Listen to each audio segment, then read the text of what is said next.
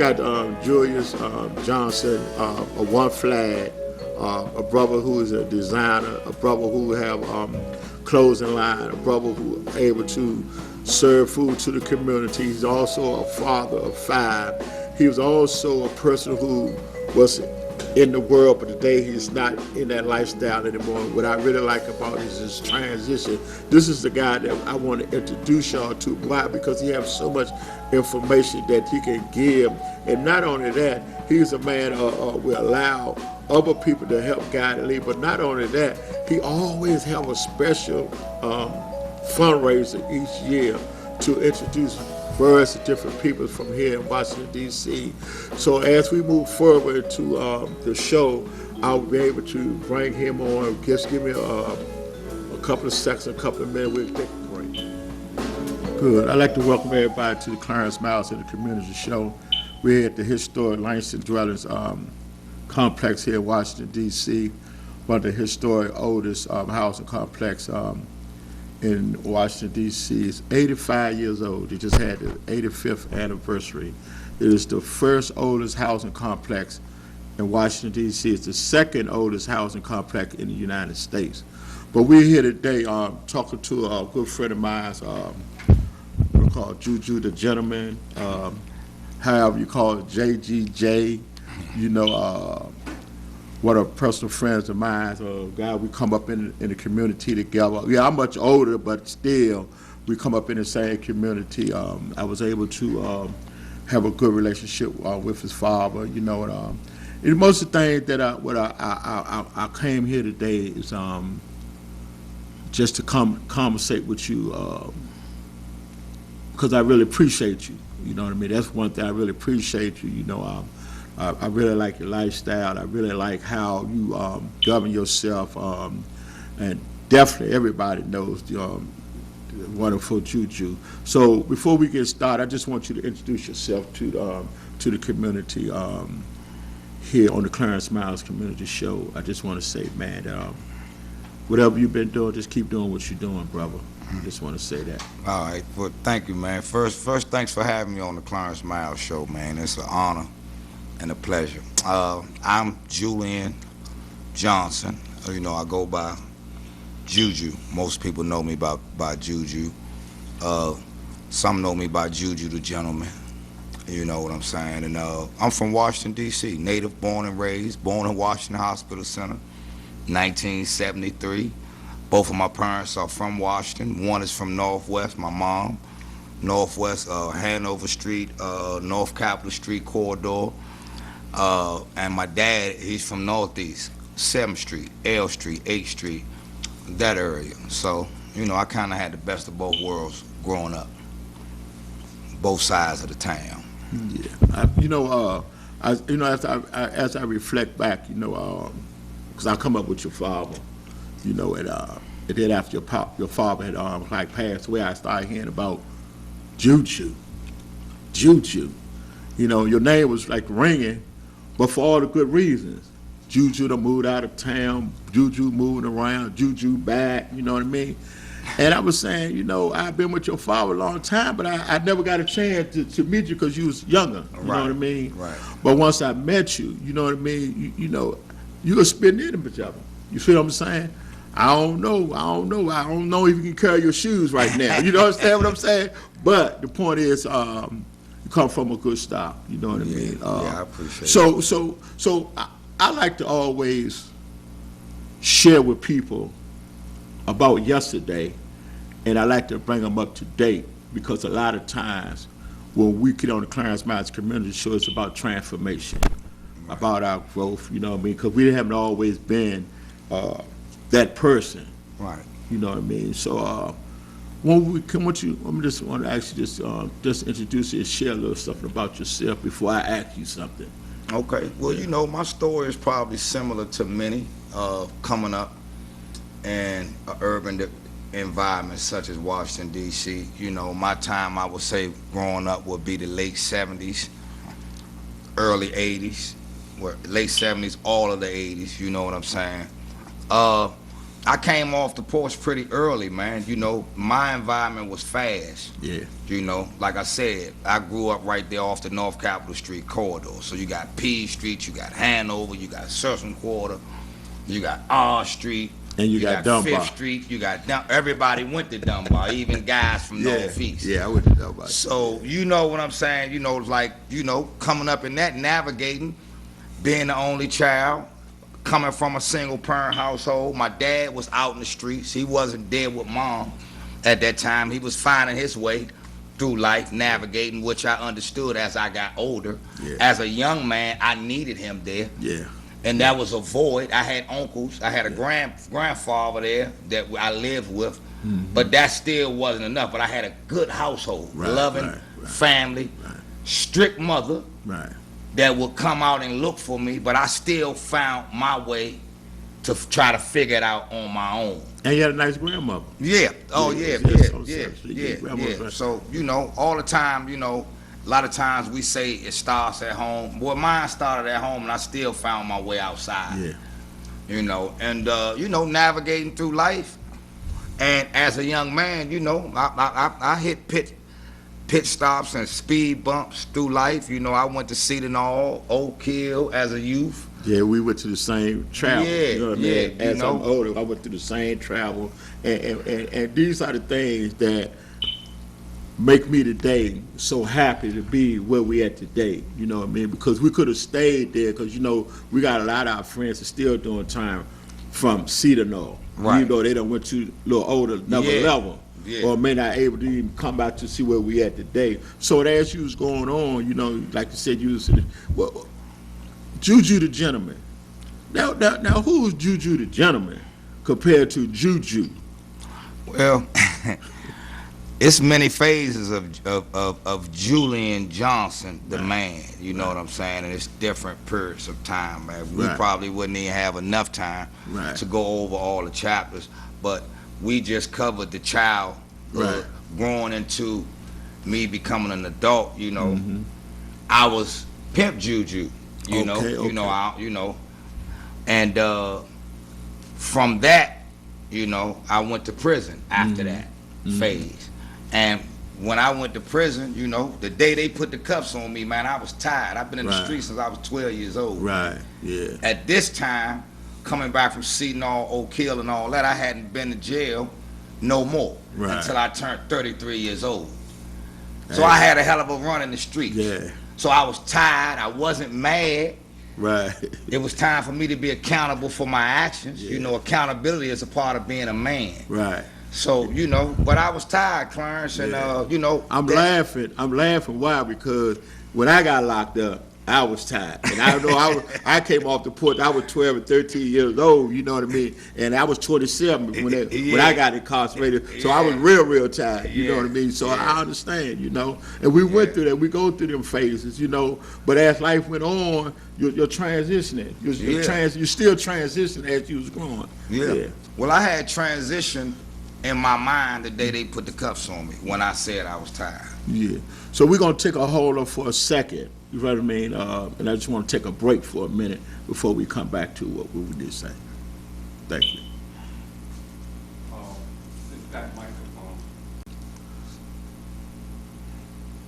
So and that's what I really like about the transition, you know, the transition of life that we come. You know, even though we didn't come up together, but I could see that the road of the hard knocks of life generation, you know what I mean? We're on the same page today, that we are able to come out here to the community, not to be what we were, but what we were set out to be. You know, so you say it's many phases, Julian, Juju, the Gentleman, different phases.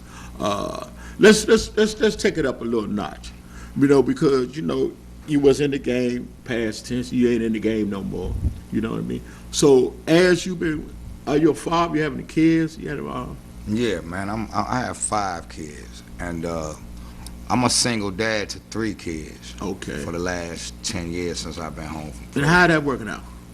Man, it's you know, it's good. You know, it's changed my life, you know, but it's also a struggle too. You know, it ain't no book on parenting, man. Right. You know, but you know, that's my job. You know, and a lot of times I get like praise for being a single father when in all actuality, I'm just really doing what I'm supposed to do. Yeah. As a man, I know it's just not many guys that step up to that challenge, you know. But it is guys out here that's doing the same thing that I'm doing. Right. And they just don't get no acknowledgement or anything like that, right? And I like to be an advocate for guys like that because, you know, it ain't easy, and I understand what my mother went through. Now I understand the things I put her through. Right. You know what I'm saying? Yeah, I'm so smiling you again. know, You know, man. I say that because, you know, I was a father, but I wasn't able to take care of my son.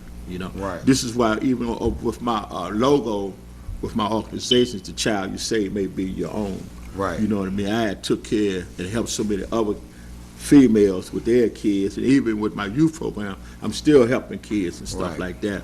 But today I kind of dedicate my life to my great granddaughter. Okay. Because my son, and I haven't been a good father to him.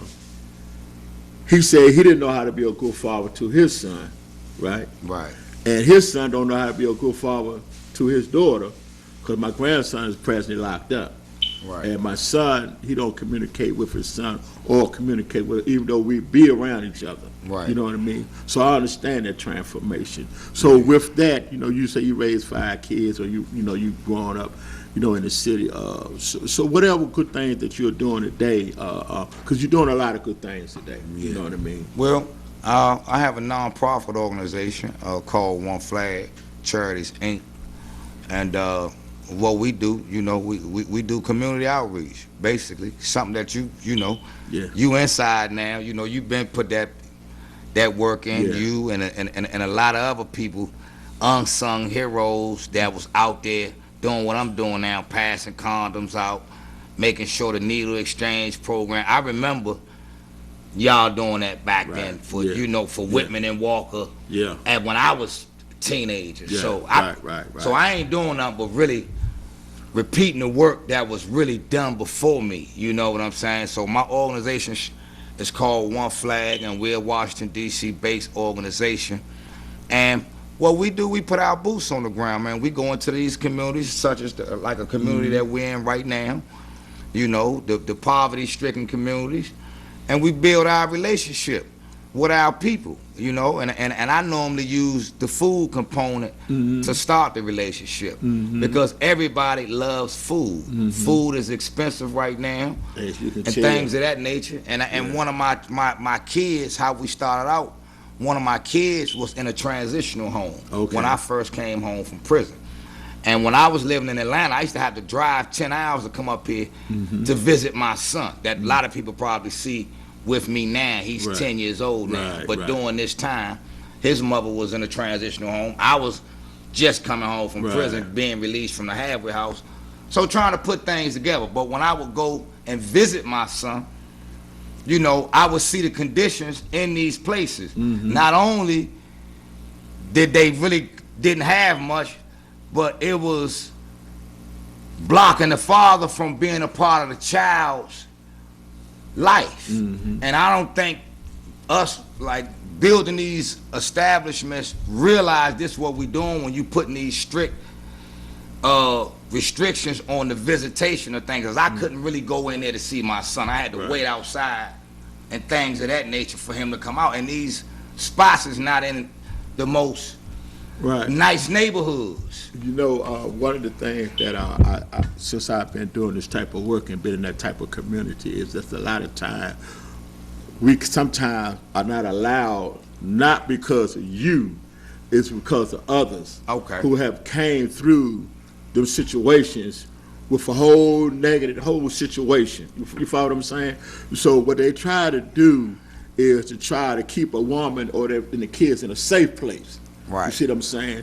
But I also remember, I remember about 4 or 5 years ago when you took a lot of food to the transition during that time. You know, I seen it. But you know, with that, when you say One Flag, what made you get into that? What made you get into that? You know what I mean? Because it's not easy. It's funny, Clarence. I mean, I'm gonna be completely honest with you right now, right?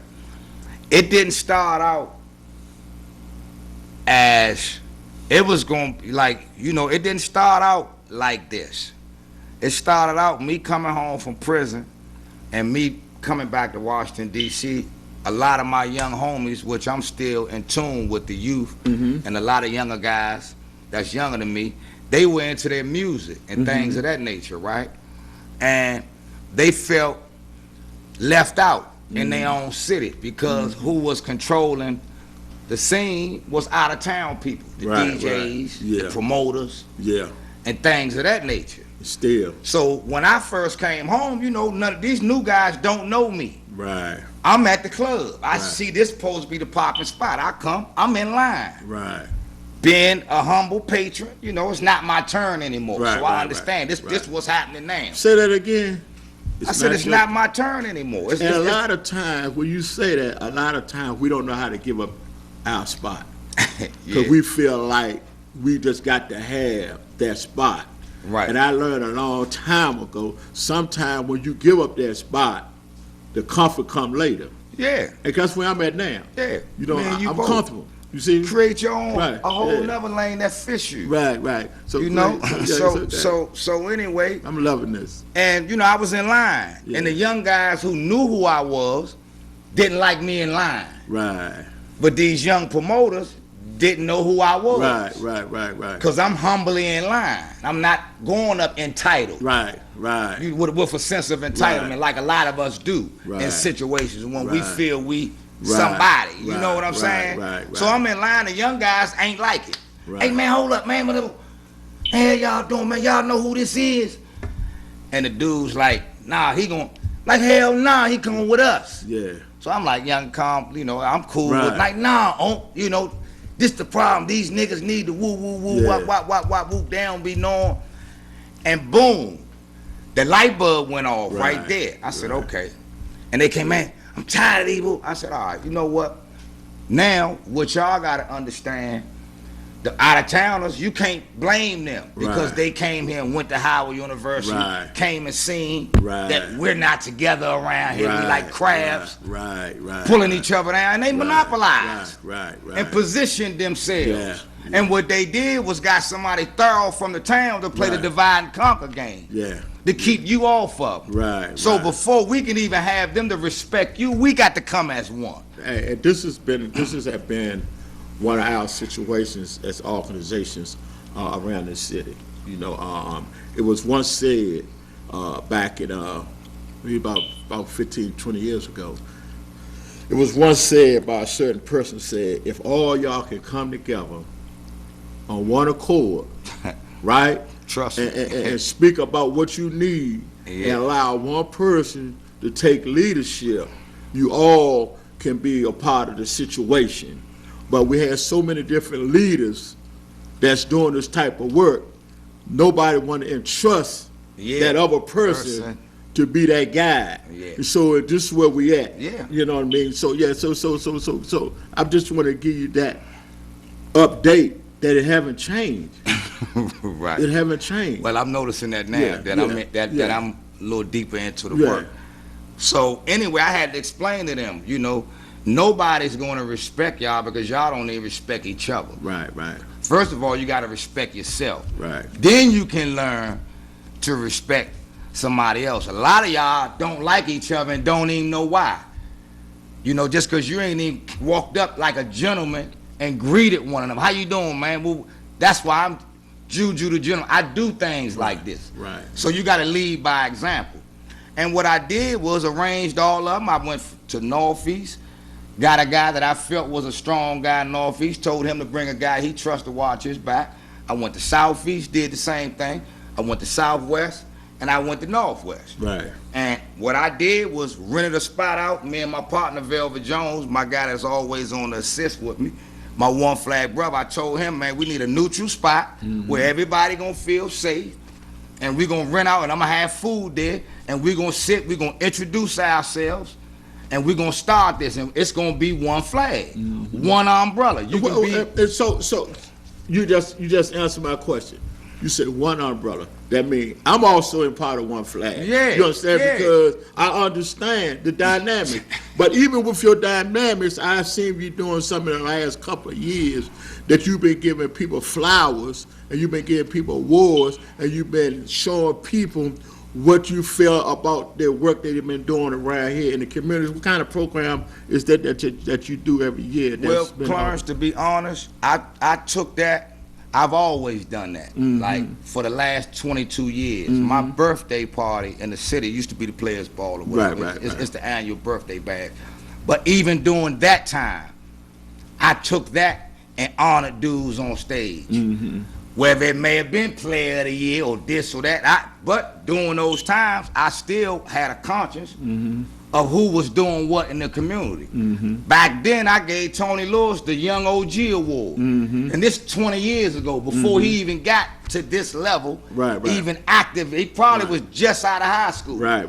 Probably wasn't even supposed to be in that club. Right. So I've been doing this, Yeah, right? yeah. So what I did now that my life has transitioned, I turned it, and I'm gonna honor the people that's in the community doing the most important things by giving back. And these people don't even know that I'm watching them. Right. So what I'm doing is opening the door up, leading by example, congratulating. We got enough hate.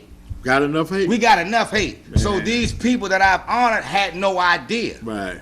It's not no clout chasing or anything like that. Right. We pay for that ourselves. Nobody sponsored that brunch. Right. That's supposed to be our every fundraiser. year. So that's every year fundraising around about what part of the year that you It's going to be every year on my birthday weekend, the Okay. second weekend of August. My Okay. birthday is the first weekend, but I normally celebrate it for the last 22 years, the second weekend of August. Cool. And that's a component that I've added to that to show my transition. Right. So now we're going to get to where we at now. Our youth today. Our kids today. You know, the city got a curfew for our youth. You know what I mean? Our parents, I guess being some of the kids' friends, some of the kids not respecting the parents. I just seen yesterday on Facebook, one of my teachers passed away from Dunbar, Miss Russo. And I was saying back in 1975, 74, she was the only person could do something with me. Right. I'm saying this because I respect her as much as I respected my mother. Right. So our youth today have seemed to, not all of them, Yeah. but the ones that we deal with seem to have lost, or have they had, or do they know about what you're talking about, respecting each other? To answer that, and it's gonna get deep, and I don't know how much time we got, but I'm gonna give it to you like this. Around 1989 to 1990, the federal government had a war on drugs, and during this time, they swept a lot of good, solid men off the street, whether they was doing good or bad. Even some of those guys were doing bad, but they tried to do it in a right way because they had no knowledge of another way. But they still protected the community to a certain extent. I know it's like a gift and a curse, but the respect factor. Okay, now these guys been taken away in droves, Cruz, R Street, P Street, Nutri. All these guys had kids. They had kids. These guys been gone they had life sentences. Some of them gave them back, thank God. But it left a void of solid men. These are their kids out there that's left.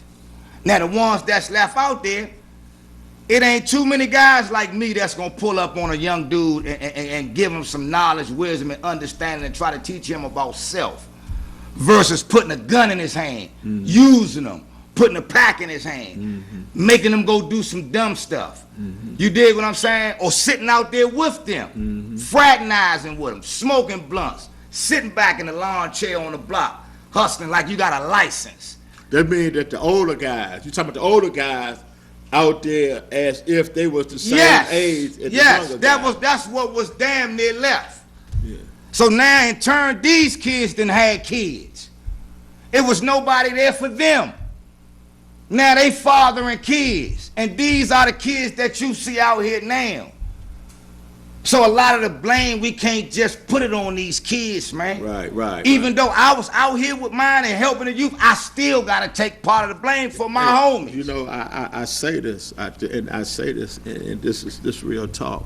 You know, you were saying something earlier about your pops, you know, and I know how my father was. My father was, after he started coming home from jail, after a while, he started leaving on Fridays, come back on Sundays, started leaving on Thursdays, come back on Tuesday. Next thing I know, he wasn't even coming back. You get what I'm saying? Yeah. So I understand that. So as we navigate today, I say to one brother, I say, man, look, don't call me to the table if you don't want to hear what I got to say. You see what I'm saying? I said, because we can transition our kids, but they can't know that they're transitioning. Right. Once we get around us, they get around us. Because it's all about grooming. Right. It's all about hygiene. It's all about, you understand me? Because our kids, you know, they might be going to school, they might be going to college, they might be going to a trade program, but they walking in the door with their pants hanging down. Right. In front of your mother, in front of my mother, in front of their grandmother, in front of their aunts, their sisters and brothers. And where's me as a father or uncle to say to them about what? Pull your pants up. Are you disrespecting? You follow what I'm saying? Yeah. So how do we navigate as tomorrow, because tomorrow can be days as we pass through, how do we navigate, or how would one flag, because somebody called me last week and said, one flag, this person, that person, that person, that person, we going over to Clay Terrace. Mm-hmm. What do you think about that, Clarence? I said, I think it's a good idea. You follow what I'm saying? Mm-hmm. Because I'm not going to never downplay any help that we can do in these communities. Yeah. But it's always a way to go about working in these communities. Right. So one of the things, how do we navigate our young people or navigate our OGs to help navigate with our young people without them talking about when we had to be in the house where the lights go down? Well, the OGs got to understand that you have to ask these youngins, what is it that we're not doing? Where is it that you feel that I'm failing as an OG? And you got to be able to accept their honesty. Because I might be thinking I'm doing something one way, and it might not be registering to them. So first of all, I want to get a clear understanding of what they expect from me. See, I ain't trying to always be understood and not understand. This is why I love talking to you. You see what I'm saying? Yeah. That's so I need to understand, young man, because I know I'm in two different time frames. I can't keep talking about, oh, they ain't like we used to be. Right. Okay, they not. Right. And they so won't now be. What we gonna do? I wasn't like my father. Right. That's right. That's right. I look like him. Yeah. I might have some characteristics. Yeah. But we did things totally different. Yeah. You see what I'm saying? My son, right. He does things that he look like me. He might have a little of my swag, but he's going to do things his way. Right. And it's my job, right, as a man and as his father, to understand where he is so I can learn to meet him where he at sometime. Right. So I'm on YouTube. Right. To see what the young is up to. Right. I know about the music. I know who beefing through the drill music. That's my job. So when I do talk to them, I'm in touch. Right. I'm not out of touch. A lot of OGs are out of touch. Now, and I say that, you know, I say that because I've been on the streets almost like the last 25 years. Yeah. You know, and I haven't been away from the street, and I've seen transition. I've seen some of the kids that I work with that's 13 and 11, then they 22, 25. Right. Something. So I seen the transition, and I admire what you're saying, because a lot of time we think that we the hope. Yeah. We think that we the hope because of we done did X amount of time over here, X amount of time over there. But that's not what it's all about. Exactly. It's all about how do we relate and understand our youth today. I had a brother, Tyrone Parker. He always used to say this, I'm the janitor. You follow what I'm saying? Yeah. And what he was saying is, because of who he is, he don't have to be that man. He just can be a part of the team. Man. You know? And that brother has one of the first, you know, Al inspired me. Tyrone Parker grabbed me and started Yeah. Right. doing X's and O's with me, right? And he's one of the few, you know. that- I'm an offspring of the. I'm an offspring Yeah. of the last. So these are, you know, I've always been, my famous line is I'm a fan of intelligence. Yeah. So I know I don't know it all. Right, But right. I'm going to surround myself Right. with those that are well versed in these areas. Right. And I'm going to be a sponge. Right. I'm going to be a servant. Right. I'm going to help. Right. I'm going to volunteer. Right. And whatever else I need to do, because at the end of the day, I don't have to be in charge, because I know one thing: we all got one common goal. We serving the people. Yeah. It's Yeah. for the people, by the people. Yeah. That's one flag. And So- this is why, you know, I said, well, man, I need to get in touch with you, you know what I'm saying? Because I understand what you're doing. I watch what you're doing. And you got a closing line.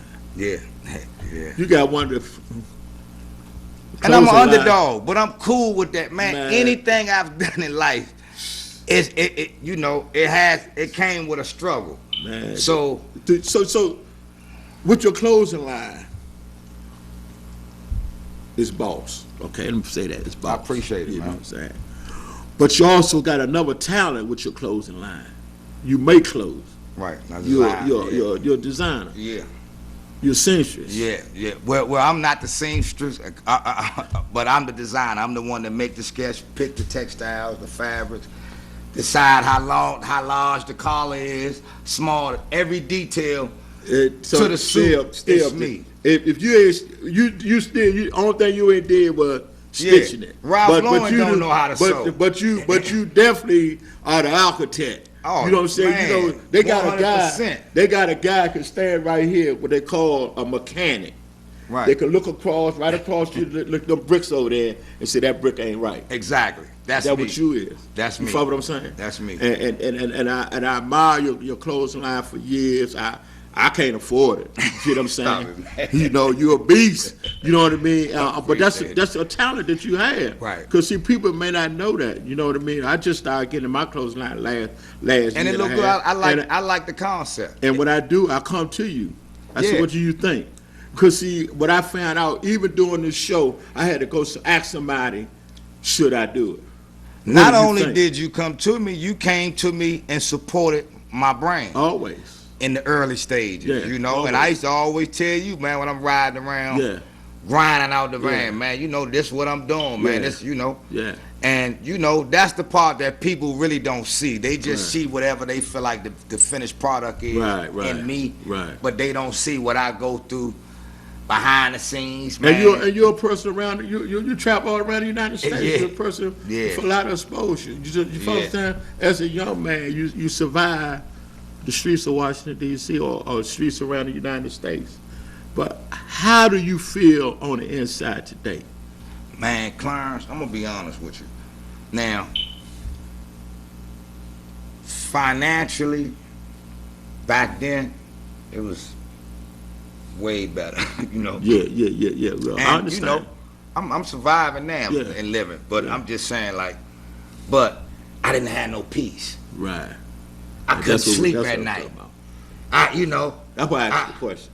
I had federal nightmares and $1 million dreams. Yeah. You know what I'm saying? Sometimes I would wake up in cold sweats because I knew they was coming. Yeah. I knew my time. That's why I was asking I knew about my that. time was Yeah, coming. yeah. Now, man, I can move, feel good, live free. Ain't got to watch over my back for certain things. Still got to be safe, you know. Yeah. You know, Even with we me being born here. coming from here Yeah. with our head on a swivel. Yeah. Unfortunately, Even with me being here working in the community, I'm always got to pay Yeah, attention. yeah. But you know what I found out, man. A lot of times when it come back to work with our youth, we want to be on the other side of town doing this.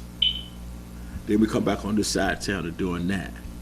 And I share with people, you can't be on the other side doing this, and then come back over here. You want to work with my kid. Right. You feel what I'm saying? Right. See, we got the message, you know, a lot of us got the message mixed up. Yeah. That we want to work with our kid, but we want to Yeah. drink a beer. Yeah, Right? yeah, You know, we got yeah. the message You mixed mixed up. up, yeah. You know what I mean? And a lot of times, and this is why I kind of like don't surround myself with many. Right. You follow what I'm saying? Right. Because my thing is this here. Working with our youth today is the most valuable thing that I have with me. Right. Why? Two things. Just a couple of weeks ago when I had my cookout, I spoke to a young boy at 10 o'clock at night, and he was dead at 10:30 by one of his so-called buddies that he grew up with in the community. Right. Now, a lot of times, our youth don't know how to communicate with each other. They don't. They kind of like thinking that because a person talk back to them, they talking down to them, or they have to prove, their manhood. Right. But what I heard when I was coming up, we always can walk away and come back another day. Yeah. Well, we unfortunately, again, that goes back to what we were saying. We got to meet them where they are now. Because when we was coming up, it was different. Now, these young guys not even going to fight.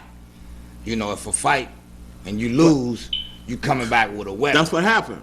So now what we got to do as men, we need to have men's rap for these youngins. That's what. So we can learn how to teach them to learn how to communicate. See, what we need to do is have spaces like this and have their mamas drop them off. Right. And you have certain dudes and lock that door. Yeah, and deal with the conflict. And you have certain dudes in there, and we talk to these young guys. Right.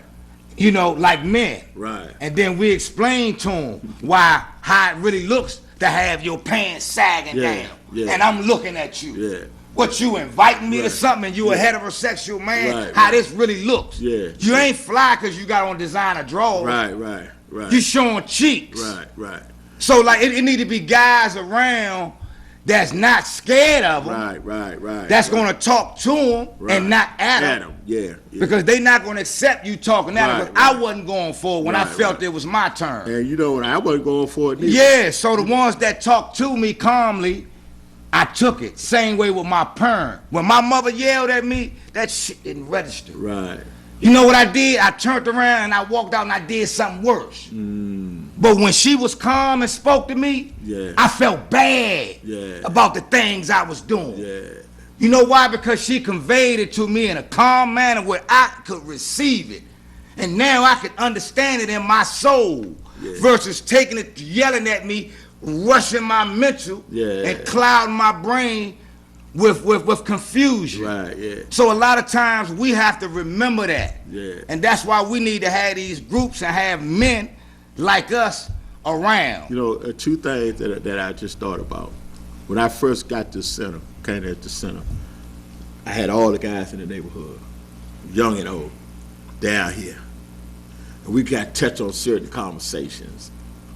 And as the kids that's younger start reflecting on what they see out of older guys like myself, the older guys couldn't take it. Right. Because they was coming down saying one thing, but out there doing another. Exactly. Right? So then I thought about what you just said about your mother. Is my grandmother said to me one time, I remember what she said. She said, I don't like what you're doing. So the first thing that came to my mind was the street. Yeah. I said, what you mean? She said, I don't like what you're doing to yourself. And that kind of hurt me. Yeah. You understand? It touched me.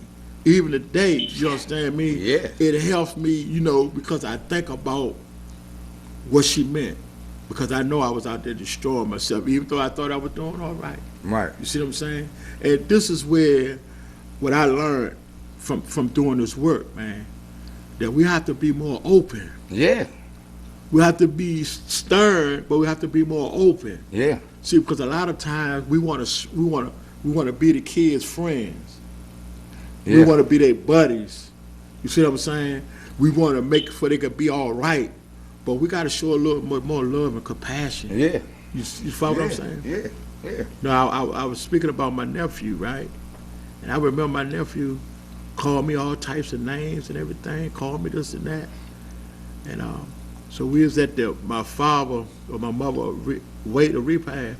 So he had so many cousins that I grew up with from over in Baltimore. Right. All my cousins was out there, old and young and all that.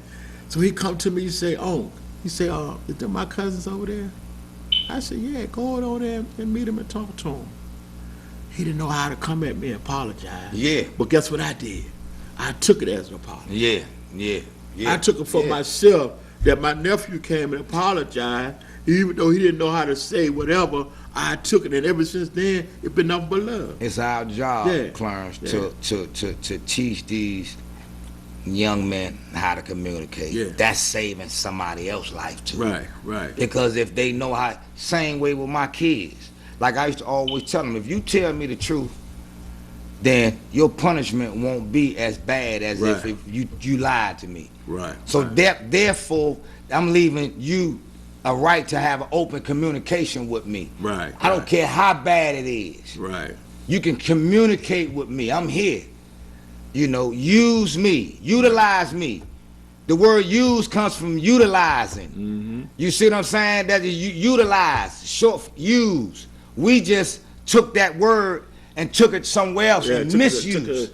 So now when we hear use, it's a bad thing. Right. See, you my friend, I'm supposed to be able to Right. use you. That's right. Because if I can't use you, then you're useless to me. Well, what do But I do? what Do I I can't- call you? Do I call you? Let me finish. But as your friend, I'm not supposed to misuse you. Right. That's right. That's And right. misuse your friendship. Right. And it's supposed to be the same way. Yeah. So we got to get back, when we say use, we got to use each other in a good way. Right. Because that's what the term was meant for. Utilization. Yeah. You dig what I'm saying? And that's what we're here for, man. And I love that. Yeah, each one teach one. You know, I'll call you. I might call you every 6 months or something. Bop. Yeah. Because even though you're a younger man, to me, I still respect your manhood. Man, You know what I'm likewise, saying? man, You know what I respect mean? man. And Just you like know- my 9, I got a 10-year-old. Yeah. I learned from him. Yeah, We're gonna yeah. stop learning when that's Yeah. when I want to stop. Yeah. You know, and I can learn from anybody. Right. Yeah. It ain't no, you know, I can even learn from a fool. You know Right. what I learned? How not to make that mistake. That's right. I still learned something from him. That's right. So- You know, I'm gonna say this. We ain't got too much long, but I have to give Brother Al Malik Farrakhan, you know, a lot of honors, and I say that it's because he came to me one day, man, like he did many others, Right. and let me know my value. Right. Yeah. You know, Man. you know, I be remiss, you know, because he's a guy I use some of his playbooks. Yeah. We all do. Right. We all do. You know. Whether they want to admit it or not. Right. We all Yeah. do. Right. You know. Yeah. So, and I just want to say to you, man, keep doing what you're doing, man. You know, you're a great leader. You see what I'm saying? You know, every leader, what I found out, was a great follower. Yes. And, You know, I was. Now today, you know, I think that you still try am. to turn it around and allow people to lead you, but in a good way. Right. You know, and I'm allowing people to lead me also in a good way. Exactly. You know, I mean, it's not enough work. It is enough dollars, but the work in the heart is more important than the dollars and cents that we get and give. You see what I'm saying? Because I does what I do from my heart. Right. Me and You you know, both. and I'm going to say that, and I know Yeah. what you does. You know what I mean? And I know what you does. You know, sometimes I have to look on the Facebook or some on IG just to see what you're doing. Right. You know what I mean? Right. Because I'm so impressed because with me growing up with your father, man, sometimes, you know, sometimes our kids don't turn out the way that we, you know, you follow what I'm saying? Yeah. You I know? get it. I get it. Sometimes people don't want to be around our kids. I get it. You know I what I even mean? learned from my father mistakes, Yeah, man. yeah, You know what yeah. I'm saying? Like, I can remember times, man, as a youth, youngin', in the streets fast, getting money, my father trying to tame me. I'm probably about 17, 16, but it's really too late. I'm riding. I got a brand new Infinity, and I'm riding. My father, he just got released from the feds. And Yeah. he'd go through his purge. When he first come home, he'd do good, Yeah, get him yeah. some money or whatever Yeah, before he yeah. might fall off or relapse. Yeah. But this one of his do good purge. Now, I'm his son. I'm grown up now. I'm 17. Right. We riding, brand new Infinity. He driving though. We ride past 70. He sees his homies. Yeah, They get high. Me, I'm young. right, He putting them in my car. right. Man, you got all these dope fiends Yeah. riding with me. Man, I don't Yeah, want. yeah. Man, he snapped on me. Yeah, What do you mean, man? These my friends. Yeah. I come from this with them. Yeah. You better learn how to respect man regardless. Yeah. And that right there stuck in my head. Yeah. As I got to know these individuals, Yeah. they was vicious. Yeah. Thorough individuals. Yeah. Yeah. They just had drug habits. That's all. Yeah. You see what I'm saying? Oh, But yeah. I was young. Yeah. So I'm glad my dad was there Yeah. to install Yeah. that in me. Yeah. So Oh, it's yeah. little jewels like that Yeah. that That's I real did talk. get from him That's that real lasts talk. me a lifetime that I pass on That's to the real young. talk. So That's that's why real you talk. see me now. Anybody, I wouldn't give what class they are, status. Yeah. I'm right there. I'm stopping. I'm you know, Yeah. it is what it is Yeah. because I learned that. Yeah. Yeah. And I ain't exempt from being one of them. Right. And see, that's the value of life. You follow? Yeah. This is why one of the reasons why I sit here today, talk about the transformation, because we were just next door. All the different was we just ain't open the door. Yeah. You follow what I'm saying? And we know that through the Lord, you know, He blessed us so much. You know, we couldn't even work with our kids if we didn't have it in our heart. Right. We couldn't even be the father or the gentleman that we are if we didn't have it in our heart. Exactly. But the most important thing is what had been installed in us. Right. We're able to take with the grace. Right. You see what I'm saying? Right. Upon my life. So we coming to the end of this. Do you have anything that you want to say to the community before we say? I just want to say, man, you know, to the youth, you got a lot of guys such as Clarence, myself, a lot of guys out there in the community to help you. You gotta want to help. You know, we got recreation centers, everything that's open for y'all. We gotta get back to wanting to help. We can't want something for you that you don't want for yourself. And if you need someone to talk to, man, you going through personal problems, reach out. You see me on IG, Juju the Gentleman. We got One Flag Official on IG. Julian Johnson on Facebook. You got Clarence. Look what he's saying. Uniting our youth. Come on, man. And he made that his brand. Mm-hmm. So that just says a lot about the character. So first of all, I want to say that. And to the guys out there that's putting the work in, the boots on the ground, and guys like, man, I love y'all. I'm willing to work with anybody. I don't have no ego or anything like that. We here. If you need me to come help volunteer or whatever, One Flag here. We can be reached, oneflag202.org. And we're there. We'll be out in the community. You know, Thanksgiving, we'll be there doing our thing. If someone needs food or need help, just DM us, and we here. And for donations, because we're not government funded. So we've never had a grant or anything. So we running this strictly off the pure love and God's guidance right now. So that's all I got to say. Yeah, I want to thank Juju the Gentleman. You know, I want to thank Juju for being here. And what we talked about, it was strictly from our heart. Yeah. What we talked about is strictly about our knowledge. What we talked about, it wasn't so much what happened in the 70s and the 80s, it's what's going on right now. Right. Our young kids here in Washington, D.C. got the best opportunity. Yes, they do. It's no excuses for nobody kid to walk around talking about they don't want a job. The services are here. Can I get training? Can I get no type of education? They got it all out here. And we have the best returning citizens program across the country. So the services are here. You know, we got the parents, we got to get back into bringing our kids. You know, we don't take them down there to the boys club, take them to the Rex. Get back to that. You know, all of this is here. They got new recreation centers, things like that. Like, shout out to all them coaches out there volunteering in that heat with them kids. You know, taking from your family. And we appreciate y'all too. You know, so, I mean, that's all I got to say. We can go on and on. Clarence. Man, I thank you. This is Clarence Miles in the Community Show. We just want to say that this is another exciting show that we have. We just only here just to pass information out, but most of all, we're here to be open and let y'all know what's current here in Washington, D.C., what's current around in Washington, D.C. on the street, but what's current is our kids. We need to reach out more to our kids. One Flag, United Our Youth, and all other organizations, we are here for you. So we just signed it out today. Until the next time, peace. Peace. But most of all, I just want to talk about how to transition our youth today, how we need to transition our youth from It's have a lot about your hygiene. It have a lot about your clothes and wear, how you groom yourself, how well that you respect your parents, how well that you say something to your nephews, or you don't want to walk around with their pants hanging down. We cannot continue on allow our kids just to walk around like that in front of their parents, in front of their mothers, their grandmother, and you're not saying anything. I think that once you start being consistent with that communication with your sons or your daughters or your nephews or niece or whoever that's walking around like that, I think if you be more consistent, then they'll understand why it's so important to be conservative.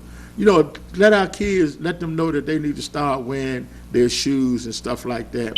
Nice dress shoes, nice dress shirts.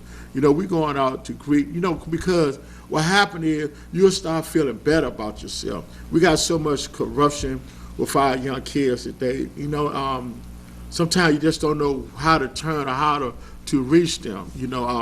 I'm constantly being an example for the community that I work with. I'm constantly being around for the kids to come to me. I'm constantly talking to them and talking to their parents. These are something that's very, very important that we have to do. Even though I'm a little older, but still, I still take time out with our youth today. I still take time out to listen to them. I still take time out and chastise them of a way that they need to be chastised.